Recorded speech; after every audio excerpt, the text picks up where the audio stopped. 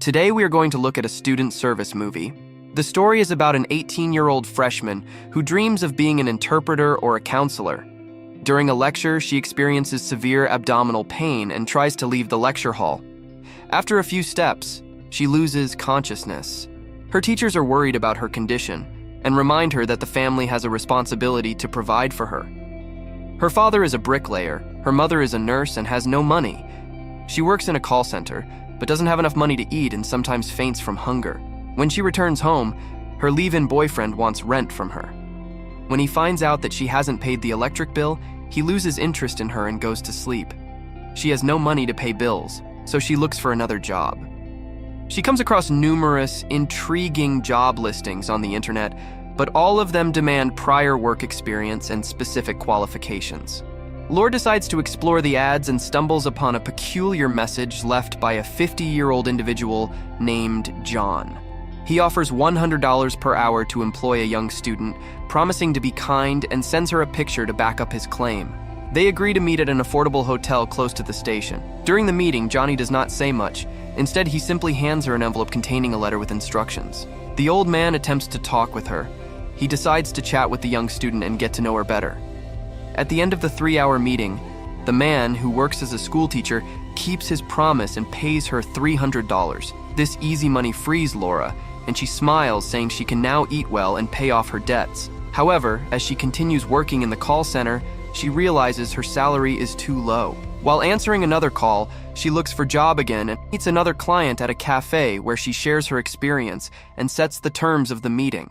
She is not hungry and suggests they go from talking to actually doing something. She returns home and tells her friend that she gave money to the first guy she met, but he doesn't believe her.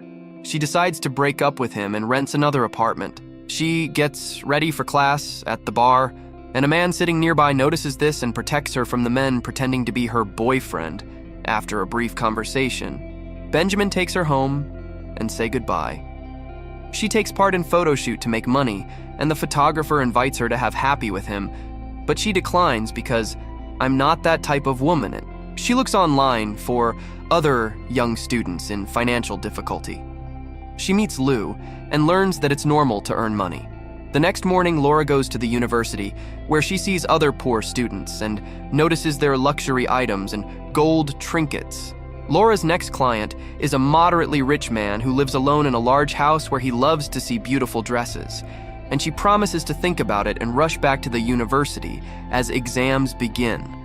With perfect grades back home, she looks at the envelope from the client and realizes she needs some more money.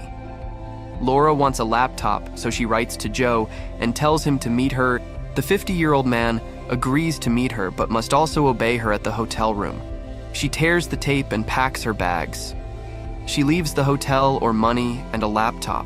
Her birthday was ruined. Benjamin knocks on the door and gives her flowers. The couple is in the bedroom.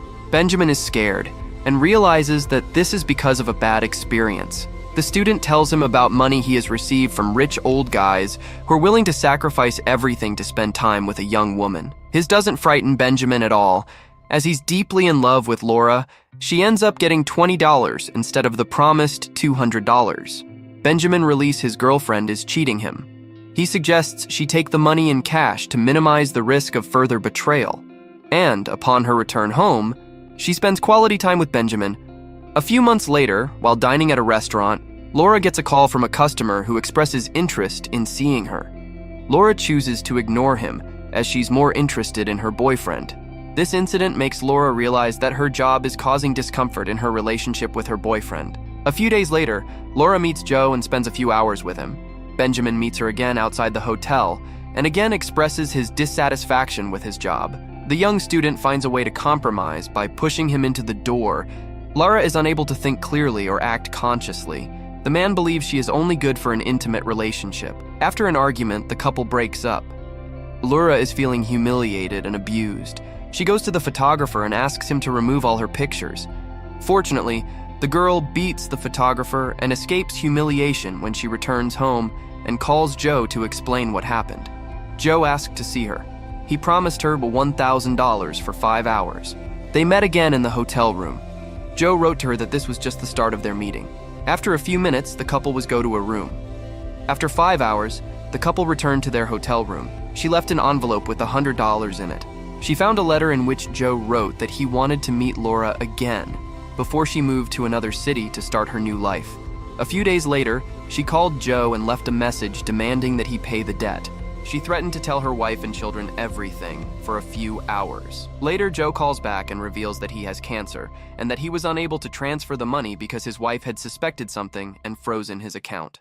Laura arrives in Paris and struggles to find a job so she can afford to live comfortably in the French capital. Joe calls her again and offers to meet her once more and spend time with her. He is willing to pay any amount of money and give her the $4,000 within a few hours. Laura pleads with Joe not to call again. A passerby notices her distress and offers her a job as waitress in a restaurant. Laura passes all exams with good grades and calls Joe to tell him about her success. A few days later, she rents an apartment and begins a new life. A few years later, Laura gives an anonymous interview where she talks about a student who wrote a book based on her own life. The movie ends here.